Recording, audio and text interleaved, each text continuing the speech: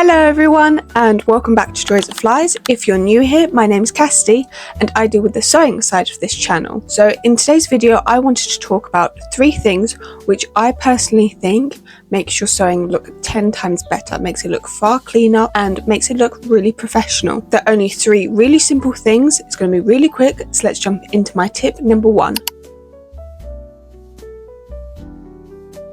So this first one, I actually did a short about it the other day, and it's that I think you should press everything.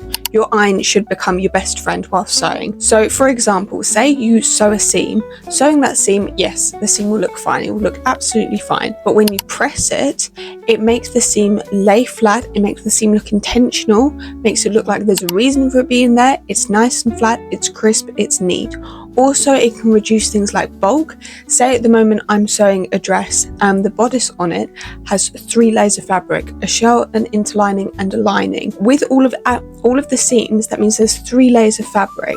So those seams could become very bulky when they're all together. But if I press every single seam open, it reduces the bulk, makes all of the seams lay flat against each other.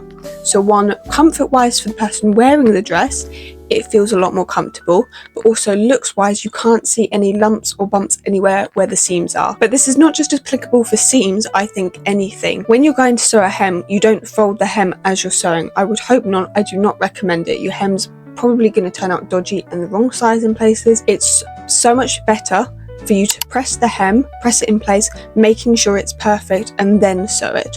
Also for lots of things like, say, when you're sewing bias tape around an armhole, a bit of heat from your iron makes the bias tape sit far better and far neater around a curve instead of it rippling and pulling in places because you're trying to sew it around a curve. Just adding that bit of heat makes the bias tape mold to the armhole 10 times better. So just give it a try and you will probably see the difference it will make in your clothing. Now the second tip I have for you seems a bit random and also seems like it's a very finicky thing, but me personally, for the overall look of a garment, I think it elevates it by 10 times, and that is to try and match up your seams. So for an example, say you have a dress and the bodice of the dress has princess seams down the front and the skirt has 2 seams at the front of the skirt. It looks so much more intentional and a lot cleaner if you match the seams at the bodice and the skirt, because then you'd have one continuous line going from the bodice all of the way down to the end of the skirt. It looks a lot cleaner and is much more pleasing to the eye. But say one that could change the fit of the piece of clothing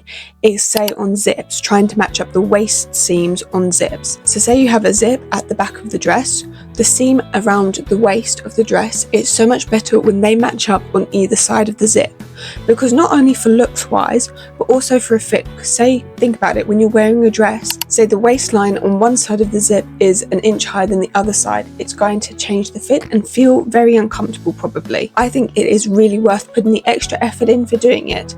And say something I know for a fact, matching up seams on, say, a zip is really difficult. I really struggle with it, but things like just taking the extra time, basting the zip in place, making sure it's in the right placement before you sew it, is just going to make your life so much easier in the long run. And my third and final one is the power of understitching. So if you don't know what understitching or top stitching is, basically top stitching is when, say, you've sewn 2 pieces of fabric together, you turn them right sides out and you re-sew along the seam.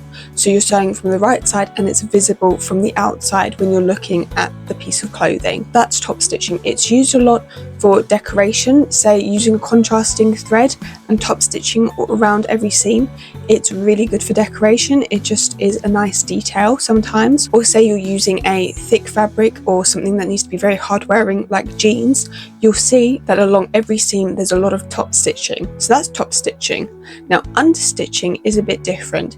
It's when after you've sewn the 2 pieces of fabric together and you turn them right sides out, it's basically taking the seam on the inside and sewing it to the lining. So it's a bit hard to explain, so I'll insert a clip of what I'm talking about here, but it's so that you're keeping the seam allowance inside flat towards the lining so that the entire thing stays flat, but it's not visible from the outside.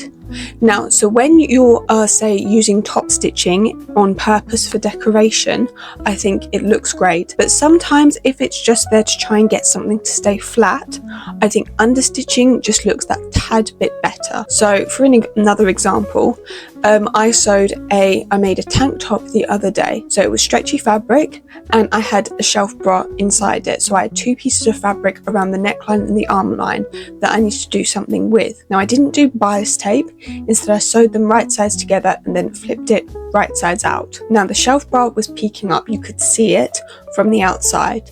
Now I could top stitched it, but for me, I find sewing with stretchy fabric, top stitching, any sort of stitching like that, doesn't look very neat and very professional because stretchy fabric is very finicky. And actually lots of the time, I think understitching it instead of top stitching it looks 10 times better. It just makes it look a little bit more elevated, a little bit more professional, and also it's doing the job of keeping your fabric nice and flat, and then you don't have that extra bulk of the top stitching on top. I'm not sure, I feel like that last one was probably very controversial, so you're going to have to let me know what you think, whether you agree or disagree.